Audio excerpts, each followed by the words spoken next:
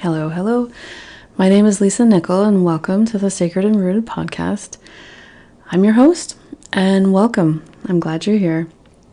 This morning, or I guess I should say more correctly, maybe this episode is something really fun, I think.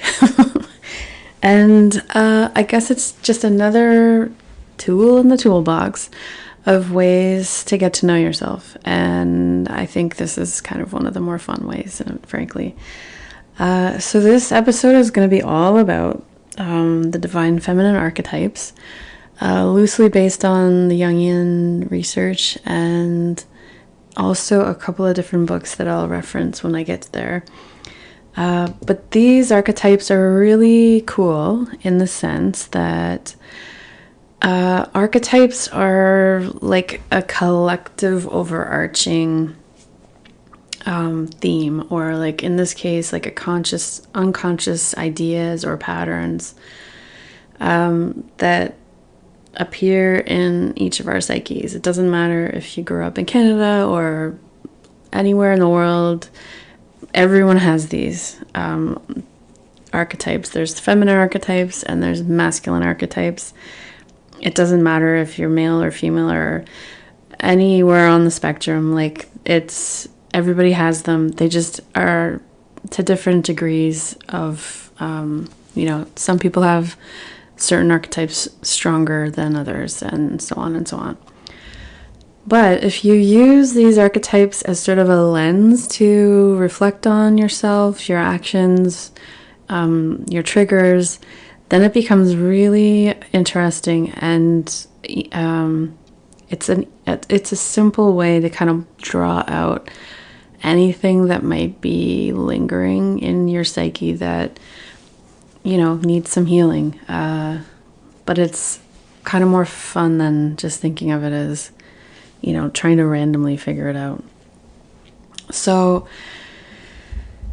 there's 7 archetypes. I will go through them in more detail, obviously, in this episode, but they are, just so that, you have sort of the brief introduction: the Maiden, the Mother, the Huntress, the Wise Woman, the Lover, the Queen, and the Wild Woman.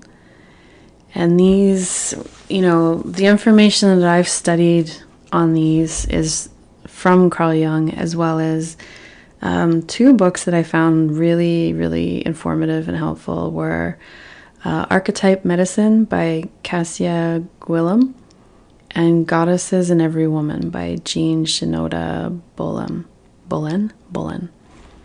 And so, yeah, they are sort of my main sources of study there. There are many other books that have different archetypes, same archetypes in different details, different stories. So there's plenty of more you can delve into if you feel like this is something that you really are curious about. And so, I guess my story with the archetypes started when when you're thinking of, why do you have certain tendencies, or why are some things easier for you than other things, and how does that work? Like, I've always been somebody who's been goal driven, who, I'm a structural engineer, and so that kind of more male centric way of being, with the goals and the way of communicating and achieving external accolades, that I have had mastered at a very young age, let's just say. And so that seemed to be where there was like a safe avenue for me to drive through my life in. And it was like, okay, this is my jam. I'm gonna, work hard and, get good at whatever I was getting good at. Like, when I started as a kid, it was figure skating. I did a lot of figure skating when I was younger. Went into a lot of different competitions and got to be reasonably high up in the standings for like someone who never made it to the Olympics or anything. But that was sort of my first taste. And school is the same way, like you need to perform on these tests and do good on all the little handouts and homework, and that I could do. I could do that. And so, but then, we all know other women who maybe they are really dreamy and sort of almost out of the world's time. They're in a different headspace. They're more spontaneous. They might be more sensual. They have like a whole different flavor that they are that's their most comfortable archetype. And so as you start looking at these archetypes, it becomes really fascinating, because you can then not only see the parts of yourself that are more dominant than others, but also see the parts of other people, whether they're your coworkers, your friends, your family, your kids, that are their dominant, or the ones that come easier to them. And then there's the other ones sort of have a bit more of a backseat. But the power of knowing about these archetypes is that you can then conscientiously call some of the other ones in that are maybe quieter in your life, that you'd like to bring forward to try and give more balance to your life, and more richness to your life. Because, the example I gave where, if you're constantly going, to be like a whole woman, to really be authentically fully yourself, we need to be able to kind of move and flow with the different energies and the different feelings and the different external things that are happening in our life. And so knowing all of the archetypes is really, really adds to just your self-awareness and the power that you may feel from knowing and then being able to kind of consciously bring one forward, or put one back a little bit and let the other one come in. It's really, really, really cool. And so so there's just a lot of insights that come with learning about these archetypes. Plus I find I'm always really almost just hungry for more information on feminine stories, on feminine history, on feminine, things that have happened where women are they're so amazing. And a lot of the stories in history, a lot of the stories even now, they're still, the secondary kind of track, or they don't even get any attention. And so this is just another way of kind of bringing the feminine into the world now, and really voicing the things that are really, that are awesome about us. We just don't hear enough about them to maybe even know. And so this is just one, avenue of self-discovery you can use. And I would argue that it helps with a lot of relationship dynamics, and just to give a little context, to give a little background on somebody without, them really needing to say anything to you directly about it, but just for your own way of communicating with people and handling people, you can kind of have a little bit of a little extra information in your back pocket. And also, I guess the last thing I want to highlight is the self-acceptance I hope this brings each of, whoever's listening.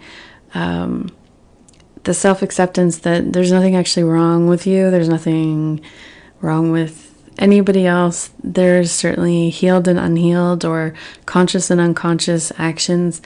But it's like everyone comes by it pretty honestly. And through these archetypes, you can really see that, everyone has aspects of these in them. There's the shadow and the light side of everything. And everyone's got different timelines for their journey and for whatever their healing journey is going to be about in their lifetime. And so it adds compassion to other, empathy, and and self-acceptance for yourself as well, and others. I think all around, it's just, I can't say enough about it. All right, so here we go. You may have, just when I was saying the archetypes names, you may have resonated instantly with some of them. Other ones, maybe not, and maybe none of them. I don't know. It depends. Some people have intuitions on these things. Some people don't. So the 7 feminine archetypes, again, are the Maiden, the Mother, the Huntress, the Wise Woman, the Lover, the Queen, and the Wild Woman. And before I get into them, I do want to let you know that if you go to, let me just see what it is so I don't get it wrong. If you go to my website, I'm going to put on a workshop, a free workshop on the feminine archetypes, so we can delve a little bit deeper than this podcast episode has time for.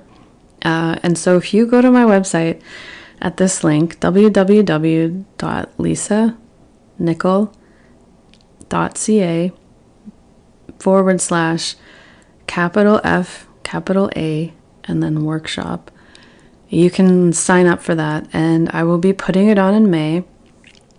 And if you sign up onto that list, then when I get the final date organized and all that, you will not miss out. You will be already in for it, and so you'll get the email with the date, the time, and all that stuff. I think it'll actually be pre-recorded, but at least you'll know when it'll show up in your inbox. Again, so it's lisanichol.com. Oh, sorry, I'm not sure what I said earlier, but lisanichol.ca/F, and then workshop. FA workshop. All right, so there we have it. The housekeeping is out of the way. So we will start with the Maiden. The Maiden archetype is, for those of you who are into goddesses and kind of the myths and legends of different Celts, Greeks, Romans, that kind of thing. She's also known as the Greek goddess Persephone. She could also be similar to Snow White, Sleeping Beauty. A lot of the older Disney characters had a strong maiden aspect to them. And so the maiden energy, the archetypal energy, is also synced with the moon cycle, the waxing crescent moon cycle. So it's after the new moon, but before the full moon. And so it's an initiating energy. It's like a starting energy. It's like spring. And then if you want to get into the menstrual cycle, it's the follicular phase, like the time after menstruation, but before ovulation, where it's a lot of, new beginnings, starting. It's an outward phase. And there's action involved. And so the maiden energy is eternally youthful. She lives in the present moment. She could be a little passive, like an eternal adolescent almost, a little indecisive, non-committal. And she tends to bend to conform to circumstances. So think of it as like a bit willowy, depending on who the last person she talked to was, she could have 2 different opinions in 10 minutes kind of thing. She's a dreamer, fantasy, very, very romantic, ideals as far as, especially when it comes to just, the other person knowing, how they should be or how she wants them to be. Like, she doesn't have to say it. They should just know kind of thing. And so here's a couple examples of this archetype and the way it can express itself in healthy ways. She's young at heart. So, that's wicked. Young at heart. She's the one, it's the maiden energy that has that twinkle in her eye when she's 95. That maiden energy is still shining through, that youthful energy, the youthful spirit. but doesn't necessarily, it doesn't have anything to do with age. You don't have to be young or you have no maiden energy. It's an energy. It's not a human body age thing. It certainly could be a mindset though, for sure. The maiden energy is open to possibilities, is flexible to change, and then present in the now. So it's sort of like I imagine pretty much everybody can get into their maiden energy on vacation, if not any other time. Because on vacation, we're typically a lot more spontaneous, where, we're not sure what's going to happen, but it's going to be a great day. And, maybe you have some loose plans, but, you're up for whatever, because maybe you haven't been where you are on vacation before and you're not sure what to expect, right? You're open to exploring, you're open to the possibilities that the day brings. And even if you're at home on a staycation, you've got more free time. So if a friend calls and says, hey, you want to go do this? It's like, oh yeah, sure. That'd be awesome. And so it's that present to the moment kind of thing, like the now, that the maiden really, really embodies so well. And so I use vacation because usually, that's something everyone can relate to more than any other time in their life. And so maybe some of the goal could be to bring that vacation energy into our daily lives and see how long it can stay for. So a couple of examples of the shadow side of the maiden energy would be, people pleaser and really poor with boundaries. So, if you're too open to, the willowy aspect of it, or, it's like one person says this and you're like, great idea. And the other person says something totally different. It's like, oh yeah, that's what I'm doing. The people pleaser aspect, the no boundaries or poor boundaries, you can really, the maiden energy can get really twisted up with, what does she even want? Because there's so many, she's almost, if she embodies the energy but centers it outside of herself, then the people pleasing becomes predominant, and the just poor boundaries all around becomes an issue. Obviously, these things are not things that are unfixable, uncorrectable, or cannot change. They can totally change with some conscious direction. And so these are just shadow sides. They're not permanent, things that if you have a strong maiden energy, you need to just endure your whole life. You can look at them and bring them to the light and change them, and allow yourself to step more into the more positive, productive sides of the maiden, and just like the higher, healthier versions of the maiden. And so another way that this energy can show its shadow side is, unfocusedness, and maybe like non-committal. You don't really want to commit to anything because you're not really sure. You're not focused because you're not even sure what to focus on, because you're constantly waiting for kind of approval or affirmation from some external source. And when that's the direction that you're taking, or the compass, instead of having your internal intuition or your heart as your compass, as your guiding light, you're allowing it to be given to someone else or to something else. And so it's hard to focus because you're not really sure what would be, back to the people pleasing, like you're not sure what would be the most pleasing to so-and-so, or the most pleasing to the situation at work, or whatever it is. And so another example is unassertive. The maiden doesn't speak up with her truth, and definitely negative feelings are squashed down. She can be susceptible to depression and feelings of inadequacy. And so then she just bottles up her anger and negative feelings till whenever. they need to explode out of her or whenever, something really hits her the wrong way and it's just like, wow, I can no longer keep these bottled up inside. It's too much effort. So yeah, so those are a couple of examples of the shadow side of this archetype. And it's not to shame anybody if some of these are resonating with you. It's just the only way to heal things is to recognize them and to like kind of bring them into your conscious awareness.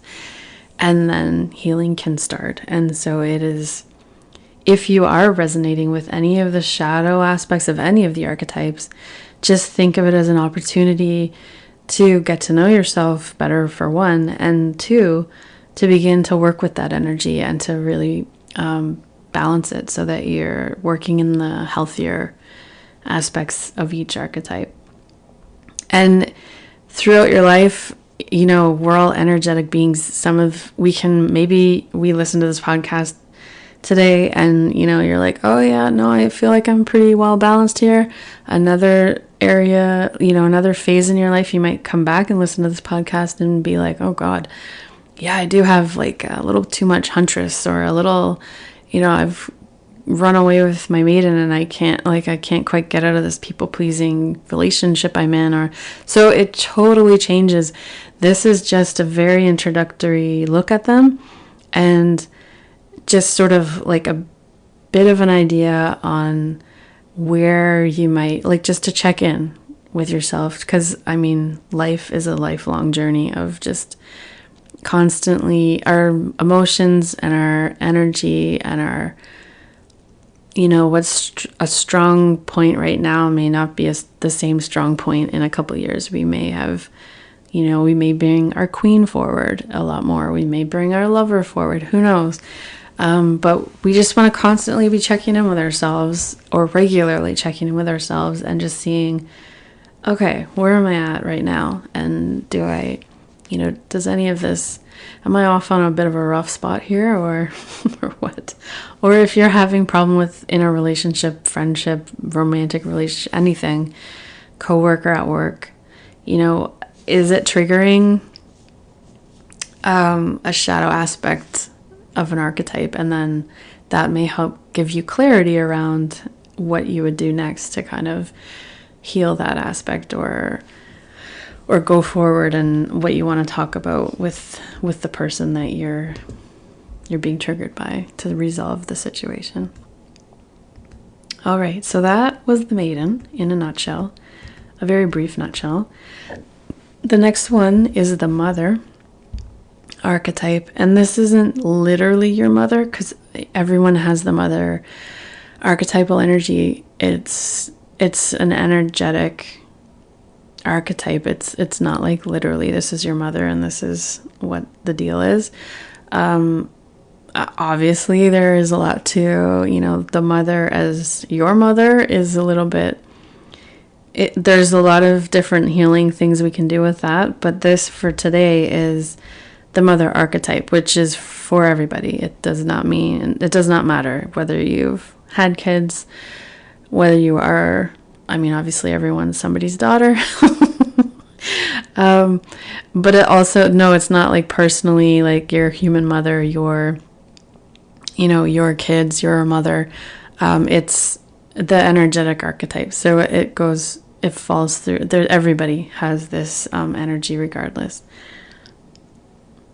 And so this archetype is also known as the Greek goddess Demeter, Pachamama, Ceres, and it's like mother bear energy.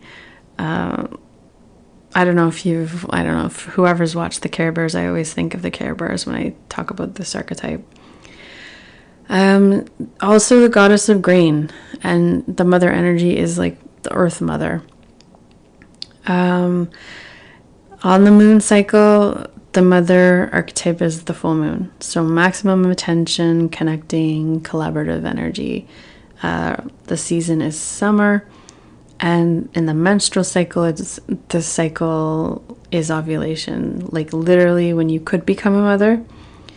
But also it's just your most receptive and nurturing phase. And so that's how that syncs up. And I love all the like multiple cycle connections, because I like that stuff. For anybody else in the crowd that might like that.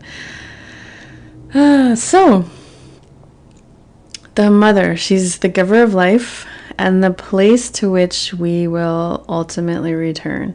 And so this is an energy that it's almost like wherever we came from before we were born and wherever we go to when we die, depending on your beliefs. I should do some more podcast episodes on this stuff. But I definitely believe that we have, like multiple different lives. Our energy never dies. Take it if you want it, if you believe it, if you resonate with that. If you don't, it's totally fine. Everyone, you are the boss of yourself first and foremost. And so just take the information that resonates with you and let the rest roll off your back. So the mother energy is like the bounty and abundance. She's like our physical foundation. It's like the stability and security energy. When you think of any time that you've gone through hard times, whether you consciously or unconsciously do it, like a lot of us return to the earth in times of great sadness, in times of grief, in times of anything where we're just really struggling on like how do we go on from here. A lot of times people will spend time in nature. And so that is this mother archetype. It's the Mother Earth energy. And she has really a lot of just quiet and powerful wisdom to share energetically. And so a couple of, typical ways that this archetype expresses itself in healthy ways are that this energy is really nourishes people, places, projects in her life that call to her life-giving power. So she wants us to nurture our people, our communities, our projects, whatever is calling us, like what is our heart's desire. She wants us to nurture that. She wants us to give time to that stuff that really, is connected to our hearts. She calls you to nurture, to care, and to cultivate. And so when we mother ourselves, when we know how to care for ourselves, this is the mother archetype. It's like regardless of how your childhoods were, at some point we all become adults, and then the responsibility is ours to mother ourselves. And so how do you mother yourself? Have you ever mothered yourself? These are, the healthy expression of this archetype is, when your physical well-being or your emotional well-being is kind of fraying and a little bit, it's at its wit's end. And so then you go and maybe you take a day off work, maybe you take a week off work, maybe you take a leave of absence, whatever it is, like maybe you just need some more sleep, maybe you just need to walk in the woods, maybe you need to go to the ocean, just stare at the ocean and talk to it for a while. Whatever you need, you are allowing yourself to have so that you can then refuel and replenish yourself. So you are mothering yourself, whether you tending, it's like tending to your own garden, and whether you are hurt or fearful, we are complex people, and so as you go through life, you learn about yourself and you learn, what would really help me in this moment. And then you allow yourself to give it to yourself. You don't shame yourself down. You don't talk yourself out of it. It's like, no, I need to take some time here. I need to, do whatever. And I'll be back and better than ever. And so those are healthy ways that the mother archetype really shows up in our lives. Now, on the flip side, the shadow side, the archetype, a couple of expressions of the archetype are depression and withdrawal, maybe even a full-on meltdown or complete burnout. Women with a strong mother archetypal energy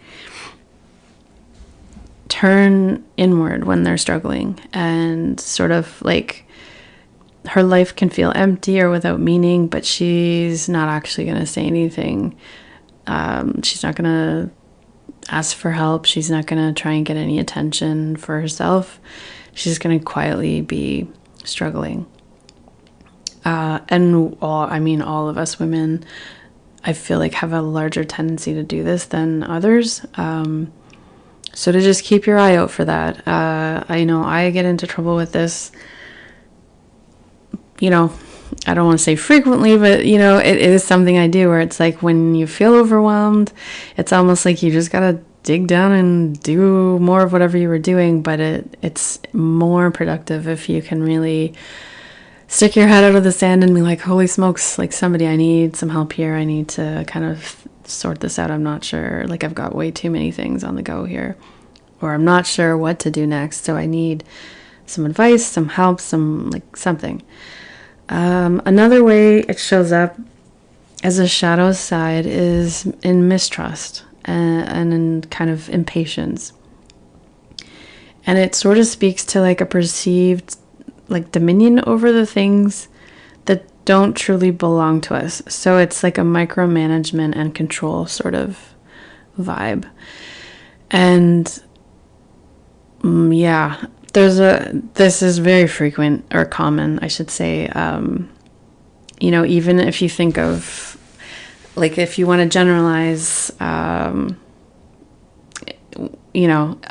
going to really generalize here, and I think it is changing a lot, but I do still see, women who are mothers, and they're very much in charge of, they sort of are micromanaging their husbands, because it's like they're the ones in charge of the house, and their husbands are just totally almost like they don't have any dominion over their house. And so it's just like a micromanaging or control, and it's like, do this, do that, do that.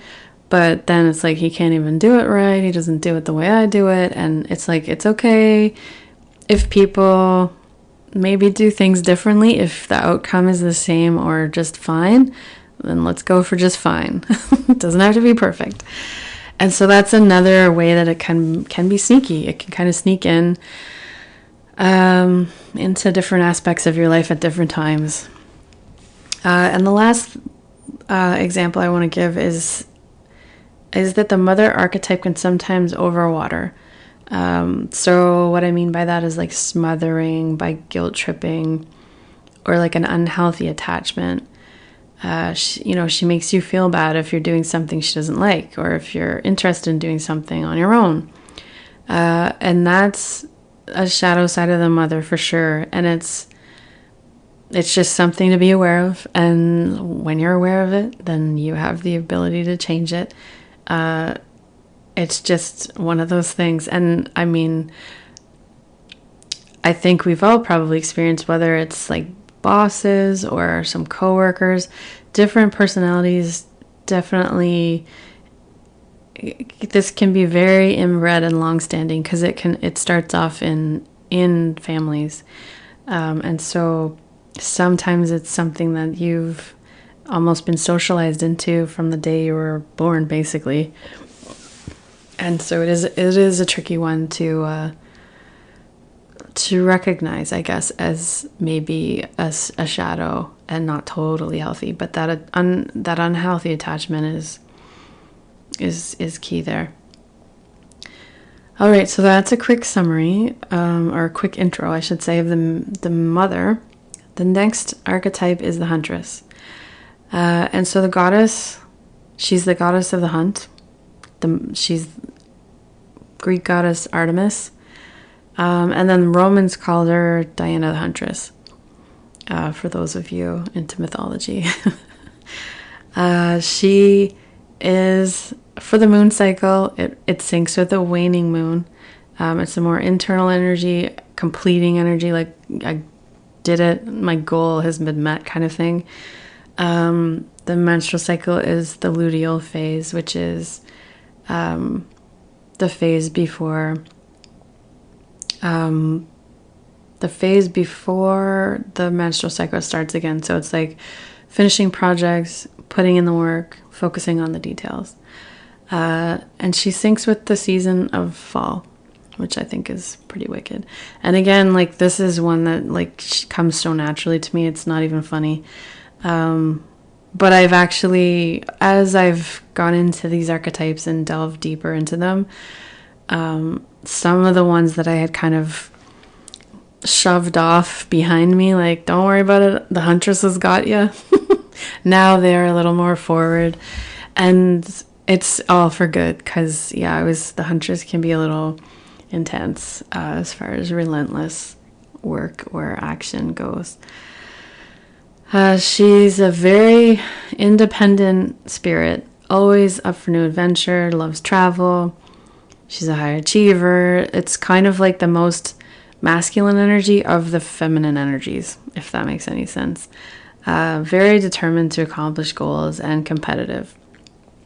So a couple of the ways that this energy can present itself in a healthy way is like the I can take care of myself attitude, which allows her to function on her own with self-confidence and like an independent spirit. So it's like, yeah, I can do that. Another way is if, you know, this energy can be very very goal focused and have a strong sense of perseverance. Like, you know, you'll get over the obstacles, you can move through anything, just keep your eye on the prize kind of thing. And so that's great as far as, you know, getting through things, knowing not to give up and all that stuff. She feels strongly about her causes and principles and has a very strong sense of right and wrong. And so these are all healthy ways that this energy can present itself, as long as it doesn't get a little too over the top, which it of course can, because every single energy has a healthy side and a shadow side. So a couple of the shadow examples would be, you know, that this energy in pursuit of whatever goal, she like drives herself past her limits. And so it's like the burnout tendency is real here.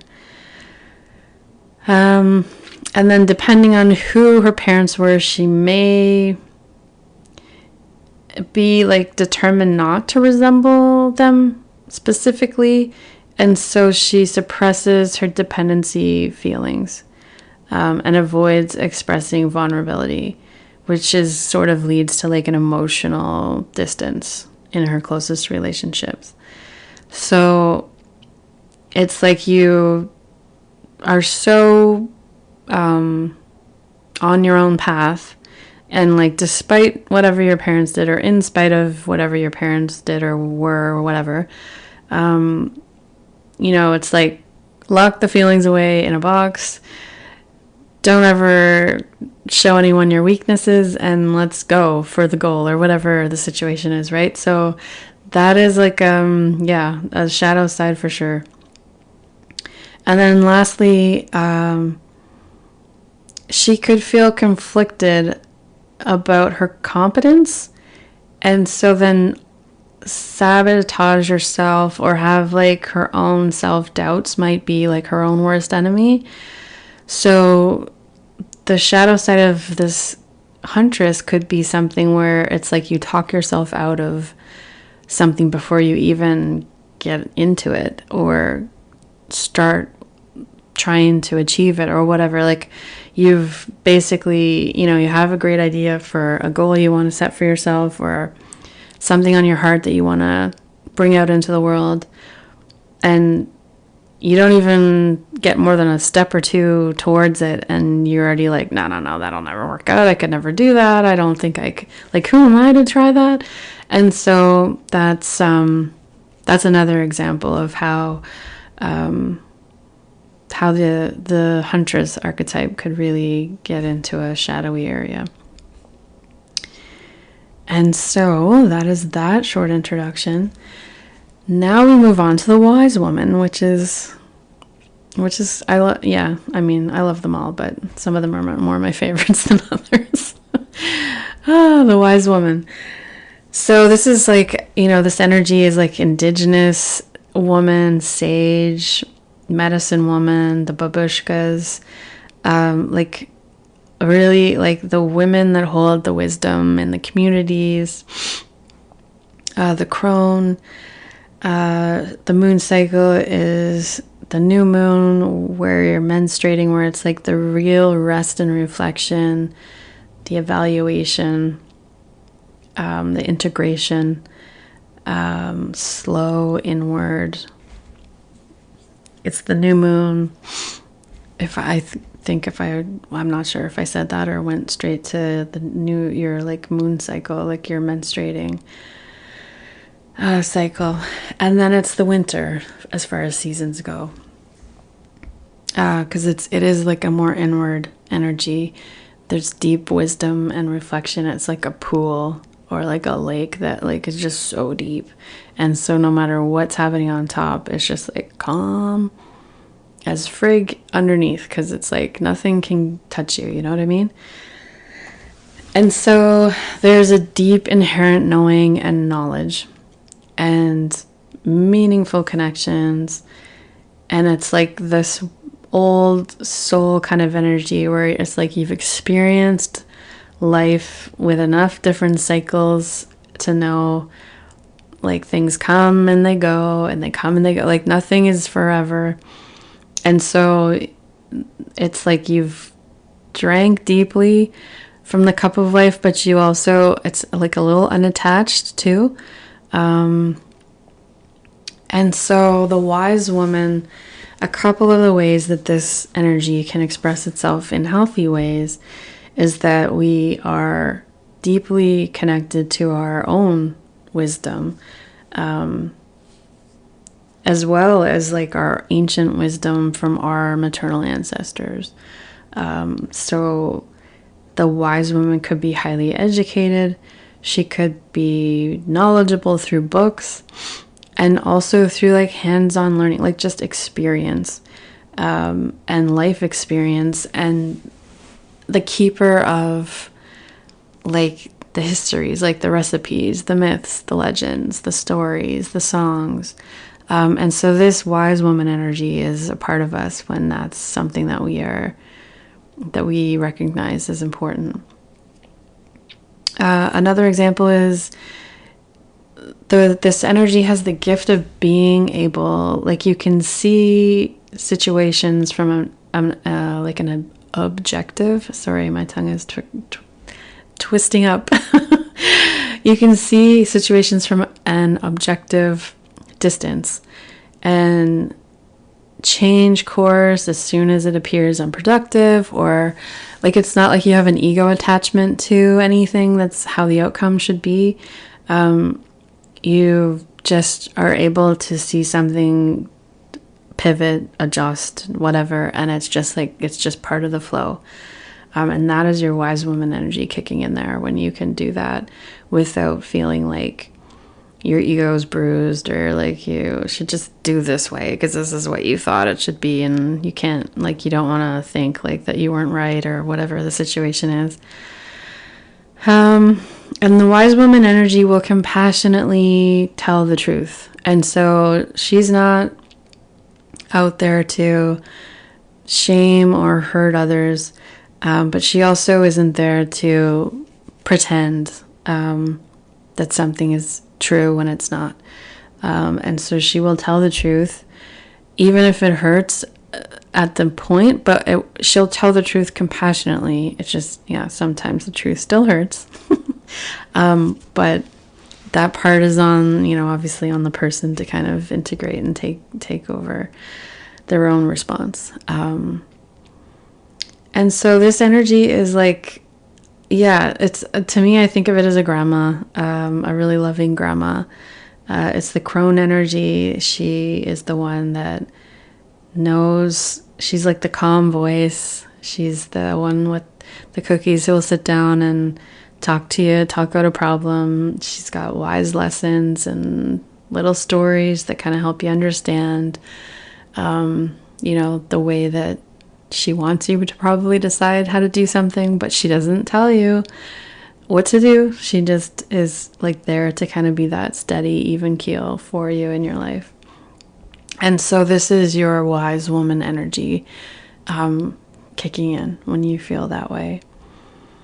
And so some examples of the shadow side would be, sometimes this energy like can show up as something like you've seen too much, you've experienced things that you haven't been able to integrate and heal from.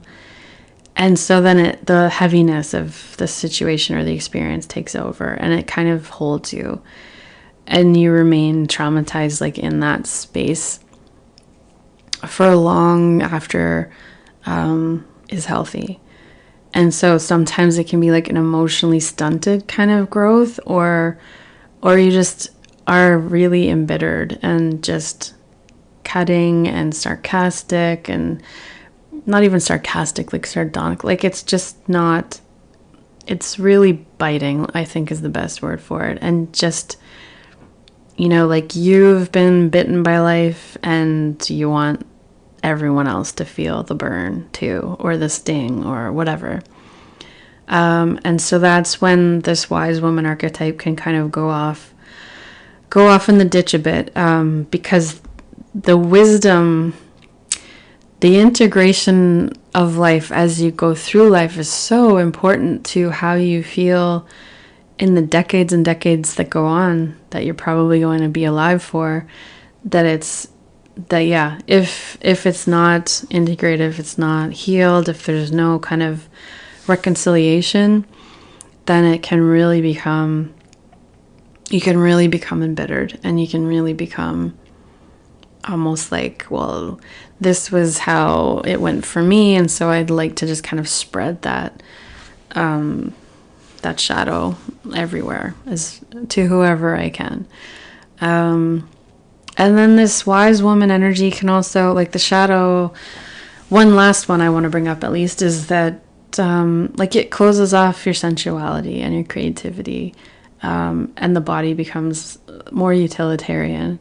And so this is another way that the wise woman energy can show up in a shadow way, where you sort of are starting to close off and like box yourself in and not be continually regenerating to sort of that open flower, like full bloom, alive and authentic energy that we all, at least aim to be throughout our lives, until we do drop dead. But until we're dead, it would be lovely to be fully alive and not just be, here, but,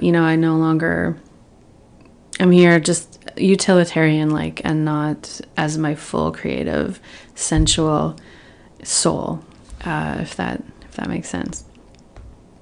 All right, so that is the wise woman. The next one I want to talk to you about is the lover, which is a fun one for sure. And this is like not all of it, but it is a lovely one in the sense that I would say that a lot of women, I think the lover archetypal energy gets a little bit shoved to the side or the corner of the room when the Huntress takes over too much. But it's like the goals and the seriousness take over, and the spontaneity and the creativity and the beauty and the love that you can experience being alive kind of gets second, it's shoveled under the rug a little bit.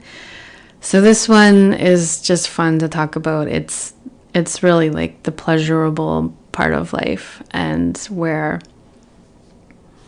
sometimes we feel like we can't enjoy the pleasures of life until, the work is all done, or everything is accounted for, or whatever, all the serious stuff in life is done. And it's like we need to allow that lover energy to really infuse all of the things that we're doing in life a little more than we probably have in the past. And I'm certainly speaking for myself, but there has been it is something that a lot of women that I've seen struggle with because society doesn't really, let's say, it doesn't endorse this archetypal energy very, very pleasantly. All right, so with that introduction, the lover energy is also known as the Greek goddess Aphrodite. I'm not even sure if that's how you say it, or Aphrodite, or Venus, the planet Venus. The moon cycle for the lover is the full moon, highly communicative, externally oriented, very out there in the world. The menstrual cycle would be ovulation, because this is your maximum attracting, collaborating, and like peak receptivity energy. And then the season, of course, is summer. And so, yes. The lover archetype motivates women to seek intensity in relationships rather than permanence. And so it values the creative process and to be open to change. And the lover archetype wants us to laugh, wants us to be full of our irresistible charm, joy, just fun. In many ways, the lover archetypal energy is similar to the Maiden in that regard. So a couple of examples of how this energy can express itself in healthy ways is that the lover archetype, a healthy expression would be that you're fully connected to the range of your emotions, because they're all messages. And so not to be, you're just allowing them in. Your lover archetypal energy is open. And so it's like a clear vessel, like whatever you're feeling, you can feel it intensely for a while and it's out and gone, and that's great. And so everything is a message or a clue to something, but none of it's bad. It's just allow it all in and it all leaves eventually. The lover archetype follows her bliss, her passions, and she manifests what she desires. And she embodies a vision of sexuality that's aligned, safe, and true for her. And so that is a tricky one with everything that society has ever told any woman about their sexuality. So this is like the healthy expression of the lover archetypal energy is like a sensuality that is whatever feels good for you. It's not what someone tells you, or not what someone tells you that they want. This is something that you should have. It's whatever sensuality, sexuality, however you want to express yourself is perfect for you.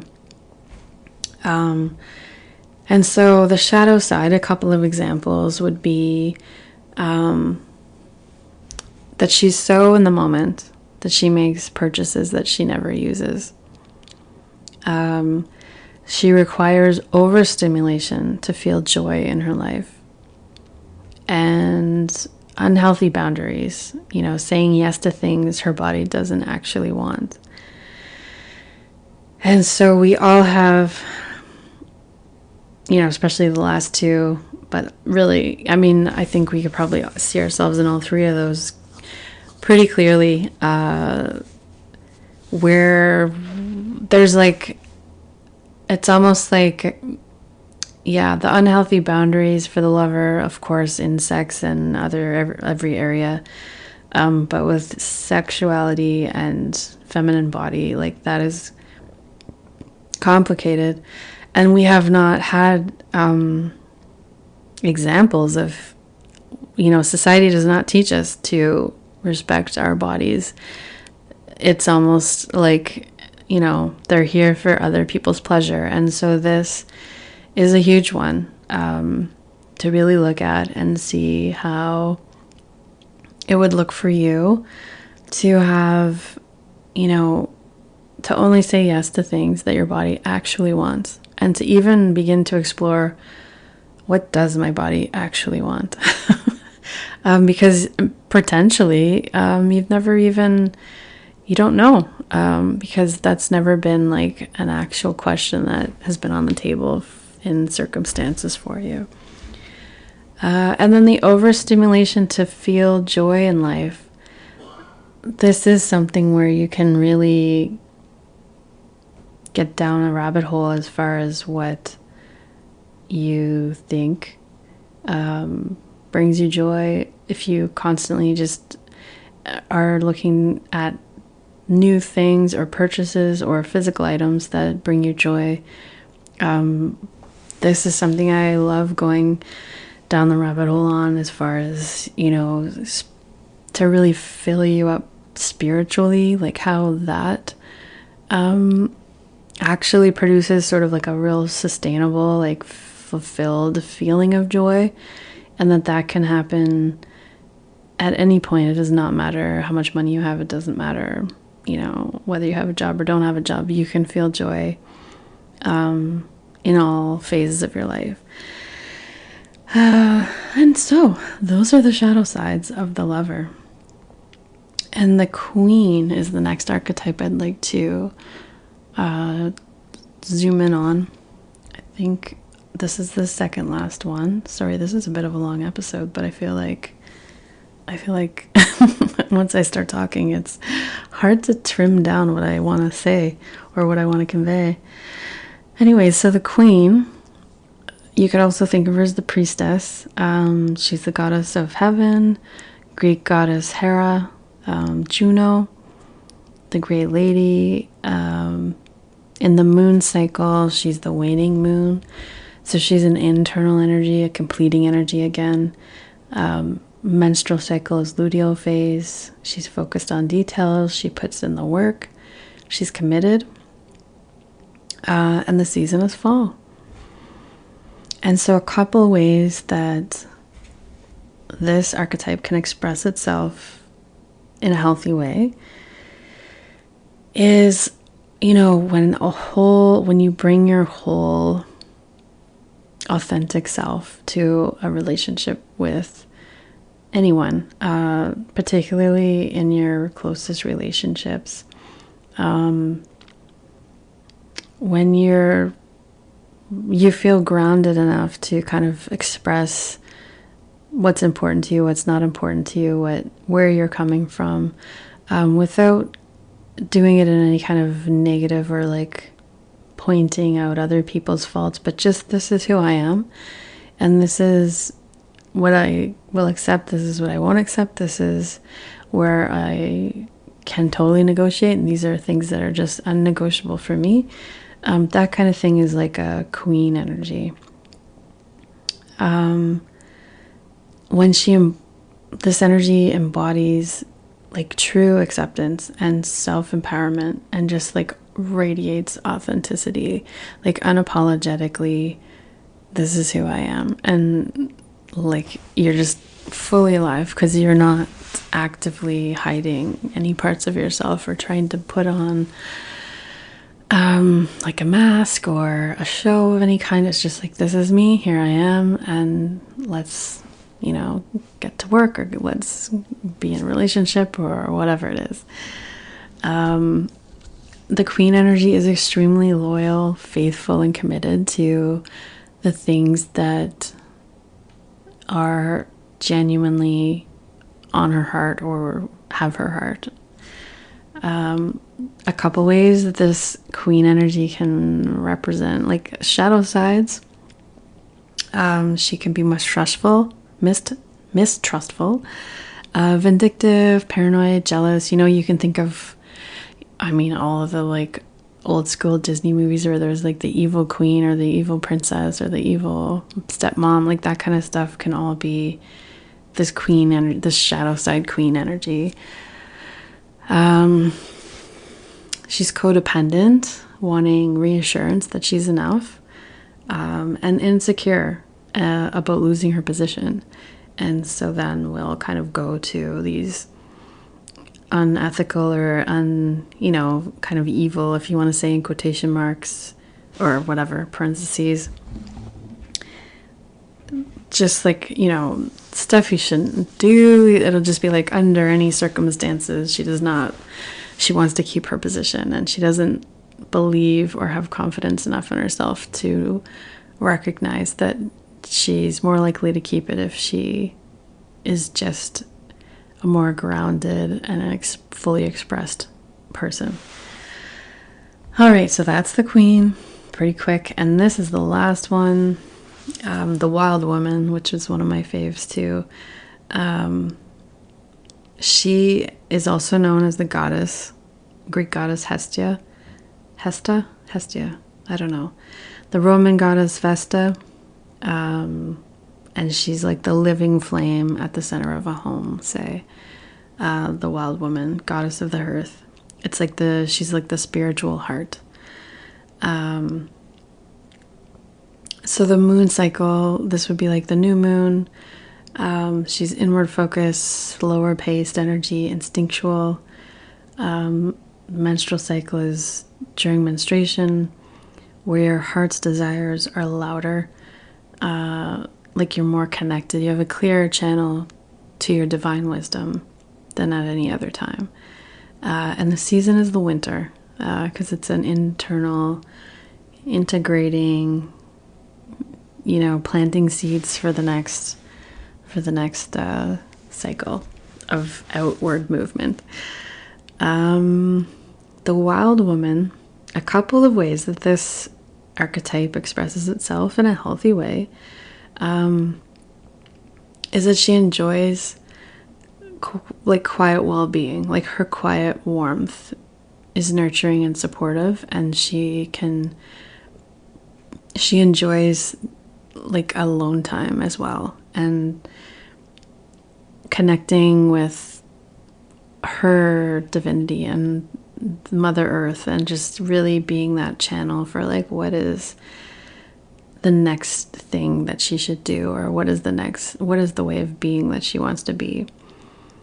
She understands deeply that everything is sacred and that life is sacred. And then the shadow sides of the Wild Woman are, a couple of them at least, are that she struggles with imposter syndrome. And so this energy can show up as like feeling inadequate, feeling like you are not able to express fully who you really are to people. A shadow side of this archetype is like fear of vulnerability and like personal intimacy. Sometimes because this energy is a little independent or a little internal or reflective, it's like almost like you don't need anyone else. And so the vulnerability and the ability to express authentically what is on your heart is a growth edge for this energy. And that is the gist. That is the gist. That was a long episode, but I think hopefully you enjoyed it, and hopefully you got a little bit of a nugget out of each one, of some food for thought. And again, I'll put in the show notes the list of the archetypes and kind of like rough timestamps, because I think it might be easier that way if you just want to jump to one or the other instead of listening to all of them, especially if you want to listen to it again. You may want to just focus on one or two or three or whatever it is, wherever your growth edge lies right now. But the 7 archetypes were the Maiden, the Mother, the Huntress, the Wise Woman, the Lover, the Queen, the Wild Woman. And again, if you want to be a part of the free workshop that I'm putting on in May, that'll dive deeper into these archetypes, you can sign up for it at on my website, lisanichol.ca, and / or / capital F, capital A workshop. And I'll put that link in the show notes as well, so you can click on it there too. All right, I hope you enjoyed that. I hope it becomes a way that you can kind of see the world through these different archetypal lenses and just get to know yourself on a different, deeper level.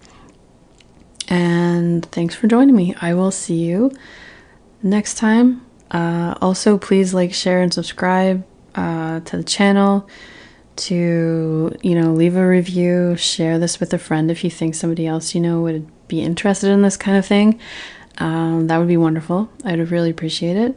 It helps spread the word, and I will see you next time for another episode of the Sacred and Rooted podcast. Take care. Have a beautiful day.